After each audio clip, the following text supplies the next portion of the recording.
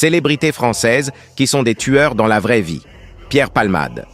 En 2023, l'humoriste a causé un grave accident de la route sous l'emprise de stupéfiants, entraînant la perte d'un fœtus et des blessures graves. L'affaire a été requalifiée en blessures involontaires, mais elle reste l'un des faits divers les plus marquants de la décennie. Bertrand Cantat. Le chanteur de Noir Désir a été condamné en 2004 à 8 ans de prison pour le meurtre de l'actrice Marie Trintignant à Vilnius, survenu suite à des coups portés lors d'une dispute. Nabila Vergara. Bien qu'il ne s'agisse pas d'un meurtre, la victime ayant survécu, elle a été condamnée pour violence volontaire aggravée après avoir poignardé son compagnon Thomas Vergara en 2014. Benoît Magimel. L'acteur a été condamné après avoir renversé une dame âgée en effectuant une marche arrière en 2016.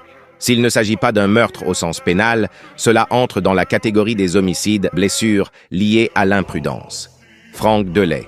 Il a été impliqué dans un accident de voiture ayant coûté la vie à une personne dans les années 90, une tragédie qui a marqué le début de sa carrière. Pierre Goldman, frère de Jean-Jacques Goldman et figure intellectuelle, il fut accusé du meurtre de 2 pharmaciennes lors d'un braquage en 1969.